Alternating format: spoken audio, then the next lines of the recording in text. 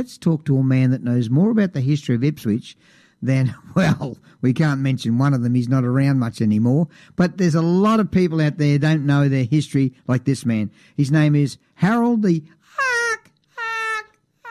Peacock from historyouthere.com, and he's going to tell us a story in the theme of the Olympics that there could have been, should have been, someone from Ipswich as the first ever Australian Olympian. Hello there, Harold. How are you? Hey, fantastic, Danny. How are you going? Good, mate. You know how we should greet each other from now on the radio? I go, no hello, it's hark, hark, and you go, hark, hark.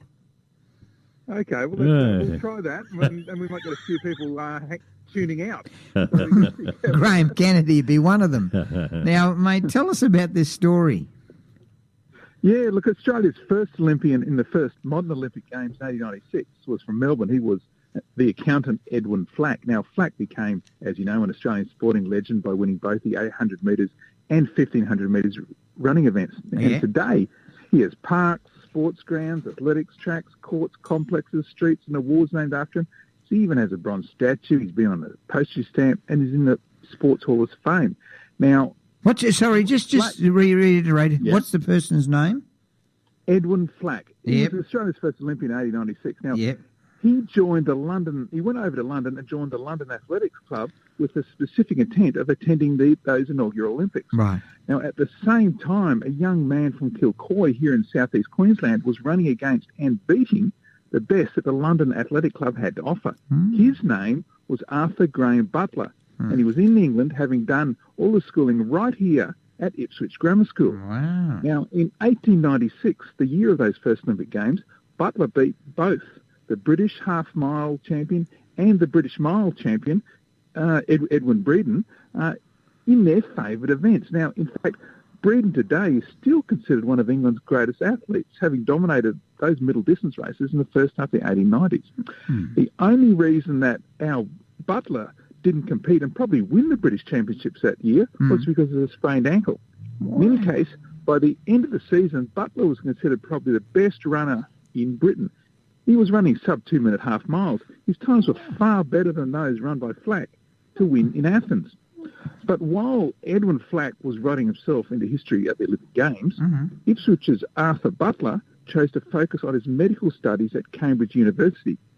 Even while dominating the track in 1896, the Olympic year, he came first in surgery and pathology. And look, he was destined to become a hero in the true sense of the word. You see, when he came home, he set up private practice in Kilcoy, Gladstone and Brisbane, and then the First World War started in 1914, and he immediately enlisted in the Australian Army Medical Corps.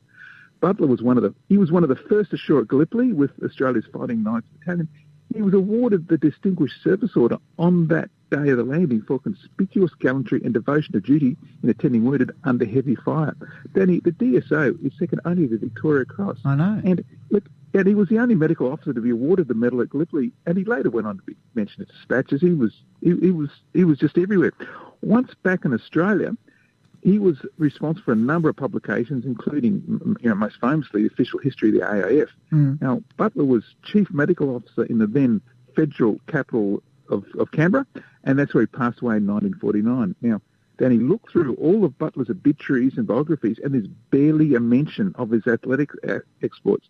Just because his achievements, as a hero of the First World War, his contribution to veterans, and his quality medical practice in Australia just overshadowed everything else he'd done before.